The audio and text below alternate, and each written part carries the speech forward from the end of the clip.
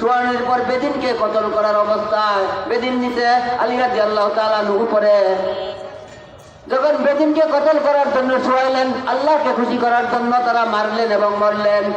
আল্লাহ তাআলা ইরশাদ করলেন, তোমার বেঁচে থাকা, তোমার মরে যাওয়া আমি আল্লাহর জন্য।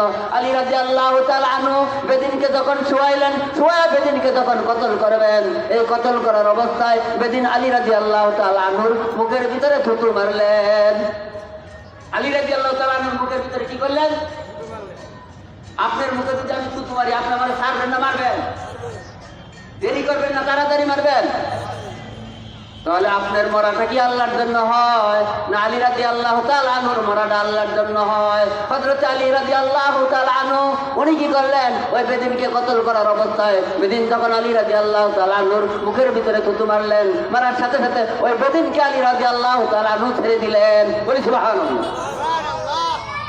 ছেড়ে যাওয়ার পর বেদিন বলে, ভাই বুঝতে পারলাম না কি অবস্থা, তুমি আমাকে কতল করার জন্য শোয়াইলা, আর এই মুহূর্তে তুমি আজ কেন আমাকে ছাড়লা? হযরত আলী রাদিয়াল্লাহু তাআলা আনহু বলে, ভাই বেদিন,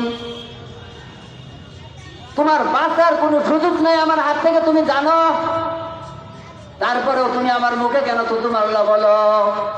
বেদিন বলে, ভাই আমি থুতু মারার উদ্দেশ্য দুইটা, শুনে দাও। কয়টা? একটা উদ্দেশ্য, আমি আর প্রতিশোধ নেওয়ার আমার কোনো আর ক্ষমতা নাই। তুমি আমাকে কতল করবা, এই কতলের প্রতিশোধ নেওয়ার আমার আর কোনো ক্ষমতা নাই। এই প্রতিশোধ নেওয়ার জন্য আমি থুতু মারলাম। আরেকটা কারণ হইলো, আমি তোমার মুখে থুতু মারলাম, তুমি যেন দেরি না করো, তাড়াতাড়ি ফেল দাও। যদি তুমি আমাকে এরকম আস্তে আস্তে পেঁচাও, আমার কষ্ট বেশি হবে। আর যদি থুতু মারার কারণে যদি তোমার রাগ হয়, তুমি যদি তাড়াতাড়ি ফেল দাও, তাহলে আমার কষ্ট কম হবে। বেদিনের নিয়ত কিরকম আর আলী রাদিয়াল্লাহু তাআলা আনহুর নিয়ত কিরকম? সূরা মুলক আয়াত নাম্বার 13, ইন্নাহু আলিমুন বিযাতিস সুদূর। আল্লাহ বান্দার অন্তরের খবর রাখেন। বলি সুবহানাল্লাহ। হযরত আলী রাদিয়াল্লাহু তাআলা আনহু বেদিনকে বললেন, ভাই বেদিন, তোমাকে আমি প্রথম কতল করতে চাইছিলাম আল্লাহকে খুশি করার জন্য। যখন তুমি আমার মুখে থুতু মারলা, তখন আমার মন পরিবর্তন হয়ে গেছে।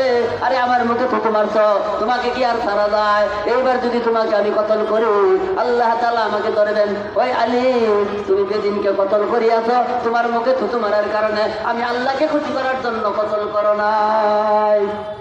সূরা মুলক কত নম্বর আয়াত বলছি ভাই? 13 নম্বর আয়াত, ইন্নাহু আলিমুম বিযাতিস সুদূর। আলী রাদিয়াল্লাহু তাআলা আনহু বলে, আমার অন্তরের খবর আল্লাহ জানেন। থুতু মারার কারণে যদি কতল করি, আমি কিয়ামতের দিন আল্লাহ তাআলার নিকট জবাব দিতে পারবো না, আমি মার্ডার কেসের আসামি হয়ে দাঁড়াবো। আর যদি আল্লাহকে সন্তুষ্টি করার জন্য আমি তোমাকে কতল করিয়া থাকি, তাহলে আমি আল্লাহর আসামি হয়ে দাঁড়াবো না। এই জন্য আমি তোমাকে ছেড়ে দিলাম। এইবার বেদিন বলে, ভাই তোমাদের ধর্মটা না কত সুন্দর, আমার এখন বুঝাইছে, বুঝবার আর বাকি নাই, আর দেরি করার সময় নাই। ভাই তুমি তোমাদের নবীর কাছে আমাকে নিয়ে যাও, আমি আর দেরি করবো না, এক্ষুনি ইসলাম গ্রহণ করবো। সাথে সাথে আল্লাহ রাসূলের কাছে গেলেন। আশহাদু আল্লা ইলাহা, সকলে বলেন আশহাদু আল্লা ইলাহা ইল্লাল্লাহু ওয়া আশহাদু আন্না মুহাম্মাদান আবদুহু ওয়া রাসূলুহু। বেদিন কি করলেন? ইসলাম গ্রহণ করলেন। বেদিন বুঝাইছে না আইছে না ভাই? বেদিনে বুঝাইছে। বেদিন কাটতে কাফের ইসলাম গ্রহণ করলেন। শুধু তাই নয়, আবু জাহেলের পুত্র ইকরামা তার ঘোড়ার লেগামা ধরে টান দিতেন আর বলতেন, এই ঘোড়া, পৃথিবীর সকল মানুষ যদি কালেমা পড়ে, তুই ঘোড়াও যদি কালেমা পড়স, আমি ইকরামা কালেমা পড়ব না। কি কঠিন না নরম? ঘোড়াকে বলতেছে, এই ঘোড়া, পৃথিবীর সব মানুষ যদি কালেমা পড়ে, এই ঘোড়া লেগামা টান দেয় আর কয়